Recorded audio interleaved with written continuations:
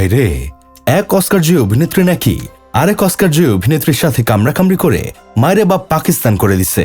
ঘটনাটা শুনতে যতটা অবিশ্বাস্য লাগে, বিস্তারিত জানলে ততটাই নাটকীয় মনে হয়। মানিকগঞ্জে পুতুলের বিয়ে নাটকের শুটিংয়ে অভিনেত্রী সামিয়া অথই অভিযোগ করেছেন তানজিন তিশা তাকে অনর্থক মেরে বান্ডি ফাটিয়ে দিয়েছে। মঙ্গলবার বিকেলে ফেসবুক লাইভে এসে কাঁদতে কাঁদতে অথই জানান চরিত্রের বাইরে গিয়ে তিশা ব্যক্তিগত আক্রমণ করে আঘাত করেছেন। এই অভিযোগ প্রকাশ্যে আসার পর সামাজিক মাধ্যমে শুরু হয় তুমুল আলোচনা। চিন্তা করেন ভাই অবস্থাটা, একটা সময় টিভিতে ওদের নাটক দেখতাম, এখন ফেসবুকে ওদের নাটক দেখতে হচ্ছে। ঘটনার পেছনে কারণ নিয়ে চলছে নানা ব্যাখ্যা আর বিশ্লেষণ। এখন কথা হইল তিশা কেন অথইকে কুত্তামার মারল।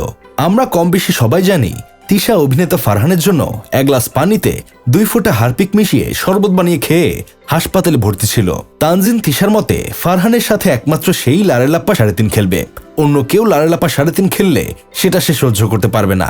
এই প্রেক্ষাপটে সামিয়া অথই ফারহানের সাথে অভিনয় করার কারণে তিশা নাকি একদিন ফোন দিয়ে বলে, ফারহান আমার ভাতার লাগে, ওরে নিয়ে আমি কাতার যাব, ওর আশেপাশে যেন তোকে না দেখি, ওর সাথে কখনো কাজ করবি না।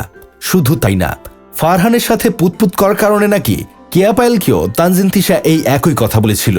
সে সময় সামিয়া অথই তানজিন তিশার এসব কথা পাত্তা দেয়নি, যার কারণে পুরনো রাগটা তিশা এইভাবে মিটিয়েছে।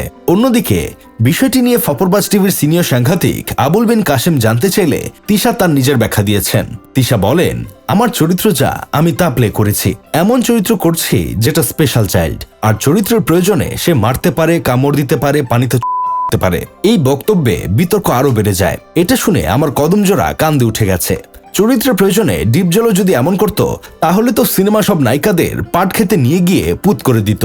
সামিয়া অথই আরো বলেন, তিশার গা থেকে নাকি কেমন জানি একটা বাজে গন্ধ আসে। আসলে দুষ্টু পানি সেবন করলে এমন গন্ধ আসাটাই তো স্বাভাবিক। এর আগেও দেখেছিলাম তিশা দুষ্টু পানি খেয়ে লিফটের মধ্যে আবল তাবল করতে।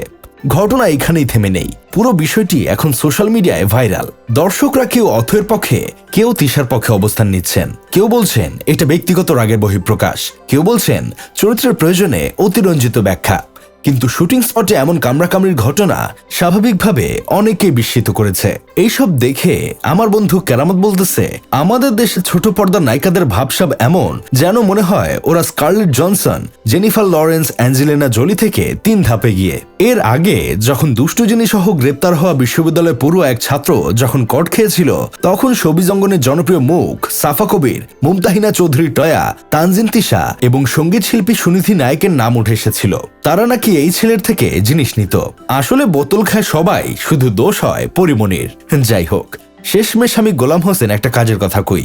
এক আলভি সবার ভিতরে টেনশন ঢুকাই দিছে, কেউ নিরাপদ না। শুটিং স্পটে কামড়াকামড়ি করেছে তানজিন তিশা এবং সামিয়া অথই। এদিকে ভয় দিন পার করছে নোবেল। বাংলাদেশের পুলিশ কাউরে না পেলে তারাই তো সবসময় জেলে ভরে দেয়। টিভির পর্দায় নাটক এখন যেন বাস্তব জীবনে নাটক হয়ে ফেসবুক লাইভে ভেসে উঠছে। দর্শকরা অপেক্ষা করছেন এটা কি এখানেই শেষ, নাকি সামনে আরো নতুন কোনো পর্ব বাকি আছে।